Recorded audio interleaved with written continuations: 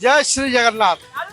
भक्ति ओडिशार स्वतंत्र उपस्थापना नहीं रथ खड़ारू पुनश्च आपण मानक स्वागत करुच्ची मो वीरेन्द्र। श्रुतिवृंद महाप्रभुंकर घोष यात्रा को आ मात्र 3 दिन बाकी रहिला।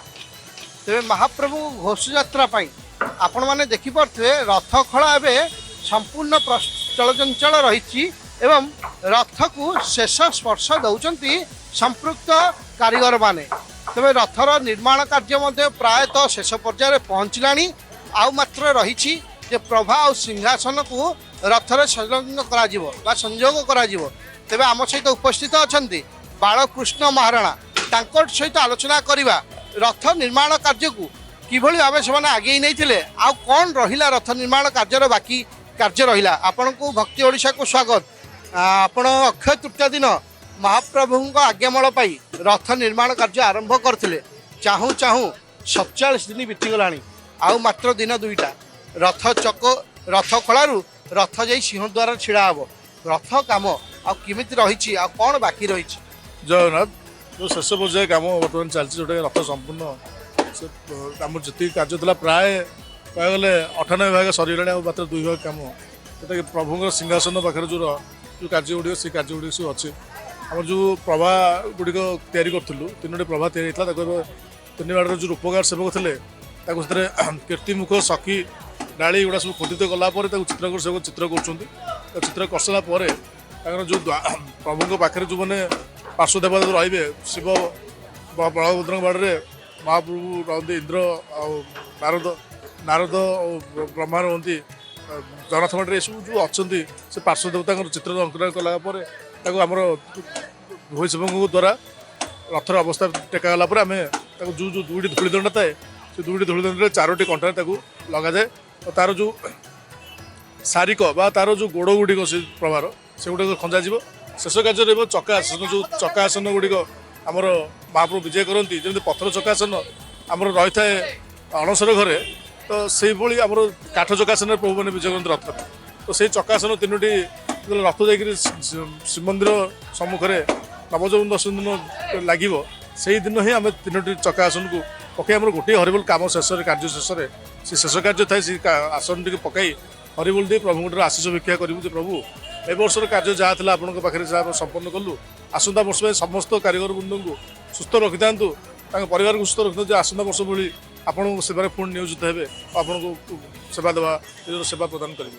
निश्चित भाव में ये हूँ भाव वेगर कार्य भावर कार्य भक्तिर कार्य जिते बर्तमान आपड़ देखुले महाराणा माने कमार सेवायत माने रूपकार हूँ चित्रकार हूँ भोई सेवायत हूँ दर्जी सेवायत हूँ समस्ते अक्षय तृतीया पर रथ निर्माण कार्य को आगे ही नौले। तेज बर्तमान विधिबद्ध भाव में रथ निर्माण कार्य प्रायतः शेष पर्यायर पहुँचला आउ मात्र आसंता काली पर नव यौवन दर्शन नेत्रोत्सव दिन रथ खड़ारू रथ को टाणी ने सिंहद्वार सम्मुखें महाप्रभु रथ प्रस्तुत महाप्रभु को अपेक्षा करी आज्ञामाल को अपेक्षा जिते दायित्व सरी सरी जाऊँगी भावर यात्रा आपण भी गोटे भक्ति भावर सहित ये आसी जोड़ी होते बर्तमान केमी अनुभव करुँच देखो जो दायित्व ए वर्ष आम मुंडे बंधा होता से दायित्व तो सरीगला शेष पर्याय कार्य शेष पर्याय कार्य सब सर कितु एति प्रभु मैं प्रार्थना जो घोषयात्राटी भल भल केमी सुरुखुरे संपन्न आम जो 2 मास जो समस्त आम जो रथ सेवक मैंने अच्छा जो परिश्रम सार्थकता आसू प्रभु भल भल जाम नवदिन यात्रा कर पुणी बाहुड़ा यात्रा फेरी आस नीलाद्री विजय करूँ यही कम रु आम जो रथटी एवं आम हाथ में अच्छे कह आम आम रथ तैयारी कर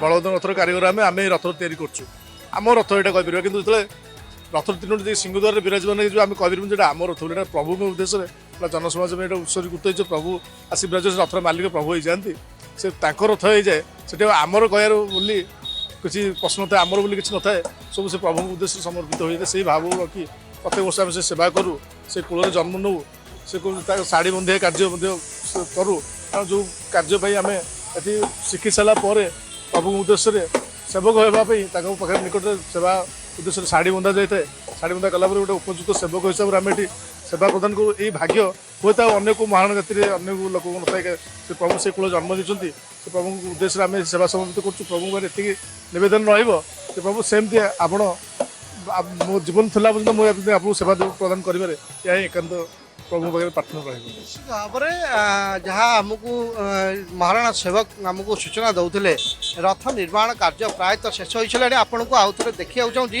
ଯେତେବେଳେ ରଥ ସଞ୍ଚାଳନ ହେବ ସେତେବେଳେ ରଥରେ ଡାହୁକ ରଥକୁ ସଞ୍ଚାଳନ କରିବେ, ରଥ ବଡ଼ଦାଣ୍ଡରେ ଗଡ଼ି ଗଡ଼ି ଯିବ। ସେତେବେଳେ ଯଦି ରଥ କୌଣସି ଅଙ୍କା ବଙ୍କା ହେଇକି ଚାଲି ଯାଉଥାଏ ସେ ରଥକୁ ରୋକିବା ପାଇଁ ବ୍ରେକ୍ର ଆବଶ୍ୟକତା ରହିଥାଏ। ଆପଣମାନେ ଦେଖୁଥିବେ ଏଇ ରଥର ବ୍ରେକ୍କୁ ପ୍ରସ୍ତୁତ କରାଯାଉଛି।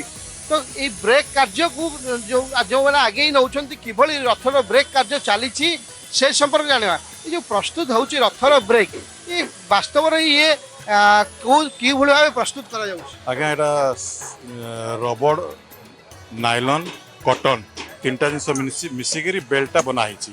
ଏ ବେଲ୍ଟରେ ଆମେ ଯେଉଁ ସ୍ପେଶାଲ କଣ୍ଟାଟା ମାରୁଛୁ ନେଲ୍ଟା ସେଟା ସକପ୍ର କାମ କରିବ। ସକପ୍ର କାମ କରୁଛି ବୋଲିକି ଆମେ ରବର ଦେଉଛୁ ଆଉ କଣ୍ଟାଟା ରୋଡ଼କୁ ଜାବୁଡ଼ିକି ଧରୁଛି। ଆଉ ଏଇଟା ଗୋଟେ ସ୍ପେଶାଲ କଣ୍ଟା ପୁରା ଇଣ୍ଡିଆରେ କୋଉଠି ମିଳିବନି। କେଉଁ କଣ୍ଟା ଯେଉଁ ସ୍ପେଶାଲ କଣ୍ଟା କହୁଛନ୍ତି କେଉଁ କଣ୍ଟା? এই কଣ୍ଟାটা ଆଜ୍ଞା ଦେଖନ୍ତୁ କୋଉଠି ରେଡିମେଡ୍ ମିଳିବନି। ଏଇଟା ଜଣେ ରହିକିରି ମାନେ ପାରିଶ୍ରମିକ ତାର ନିଜ ଫିଜିକାଲ ପରିଶ୍ରମ କରିକିରି ସେଟା ତିଆରି କରିକି ଆଣୁଛନ୍ତି ସୁନ୍ଦରଗଡ଼ରୁ ତିଆରି କରିକି ଆଣୁଛୁ। ପ୍ରସ୍ତୁତ ଯେଉଁ ଚାଲିଛି ରବର ରହୁଛି କିଭଳି ଭାବେ କାର୍ଯ୍ୟ କରିବ ରଥ ଯେତେବେଳେ ଗଡ଼ିବ ବା ରଥକୁ ବ୍ରେକ୍ ଗଲେ ଚେନ୍ ପୁଲିଆ ଦ୍ୱାରା ତାକୁ ପକାଯାଏ ହେଲେ ଇଏ ରୋଡ଼କୁ ଧରି ପକାଏ। ଇଏ ରୋଡ଼କୁ ଧରି ପକାଇଲେ ଆଉ ରଥ ଏପଟ ସେପଟ ହୁଏନି।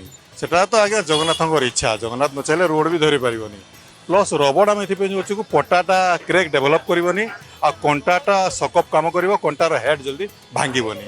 ସେଥିପାଇଁ ଆମେ ରବରଟା ୟୁଜ୍ କରୁଛୁ। ଭାବରେ ଆପଣ ଦେଖୁଥିଲେ ବର୍ତ୍ତମାନ ରଥର ବ୍ରେକ୍ କାର୍ଯ୍ୟକୁ ମଧ୍ୟ ଆଗେଇ ନେଉଛନ୍ତି, ସେ କାର୍ଯ୍ୟ ମଧ୍ୟ ସରିବ। ଆପଣମାନେ ଦେଖୁଥିବେ ଏଇ ରଥରେ ଏ ଯେଉଁ ପାର୍ଶ୍ୱ ଦେବାଦେବୀ ମାନେ ମଧ୍ୟ ଏଠି ବିରାଜମାନ କରିସାରିଲେଣି। ତ ପାର୍ଶ୍ୱ ଦେବାଦେବୀଙ୍କୁ ମଧ୍ୟ ପ୍ରତ୍ୟେକ ରଥରେ ସଂଲଗ୍ନ କରାଗଲାଣି।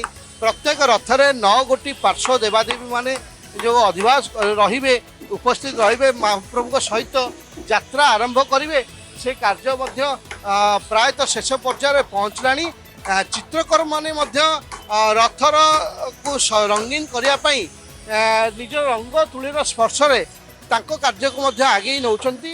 ତେବେ ସମସ୍ତ ନିର୍ମାଣକାରୀ ସେବକମାନେ ଯଦି ଆମେ କହିବା ସମସ୍ତ ନିର୍ମାଣକାରୀ ସେବକ ନିଜ ନିଜର କାର୍ଯ୍ୟକୁ ଆଗେଇ ନେଉଛନ୍ତି। ଆମେ ବର୍ତ୍ତମାନ ଗୋଟେ ଯୁବ ଭୋଇ ସେବାୟତ ଆସି ପହଞ୍ଚିଲେଣି ଆମ ପାଖରେ, ତାଙ୍କ ସହିତ ଆଲୋଚନା କରିବା। ଏଇ ଯେଉଁ ଭାବର ଯାତ୍ରା ଆପଣମାନେ ଶାରୀରିକ ପରିଶ୍ରମ କରି ବଡ଼ ବଡ଼ ଗଣ୍ଡି ଗୁଡ଼ିକୁ ରଥ ଉପରେ ନେଇକି ଥଉଥିଲେ ଆଣିକି ଯୋଡ଼ୁଥିଲେ, ସେ କାର୍ଯ୍ୟ ପ୍ରାୟତଃ ସରିବା ଉପରେ ହେଲାଣି। କେମିତି ଲାଗୁଛି ଯେ କାର୍ଯ୍ୟ ଯେତେବେଳେ ସମ୍ପନ୍ନ ହେବାକୁ ଯାଉଛି?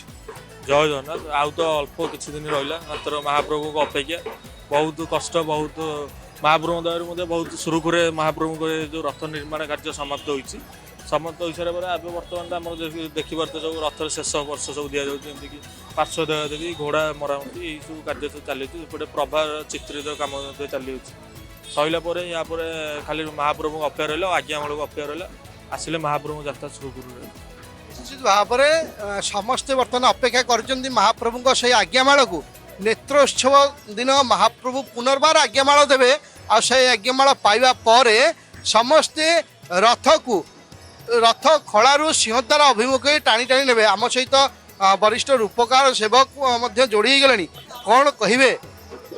এই ଯାତ୍ରାର ଦାୟିତ୍ୱ ଥିଲା, ଆପଣ ଖୋଦେଇ କାର୍ଯ୍ୟ କରୁଥିଲେ, ବର୍ତ୍ତମାନ ସବୁ କାର୍ଯ୍ୟ ସରିଗଲାଣି, ରଥରେ ସଂଲଗ୍ନ କରାଯାଉଛି। ଏତେ ଦିନର ଯାତ୍ରା, ଏତେ ଦିନର ସେବା ବର୍ତ୍ତମାନ ଶେଷ ହେବାକୁ ଯାଉଛି। ପ୍ରଭା ସିଂହାସନକୁ ଆପଣ ଶେଷ ଅନ୍ତିମ ସ୍ପର୍ଶ ଦେଉଛନ୍ତି।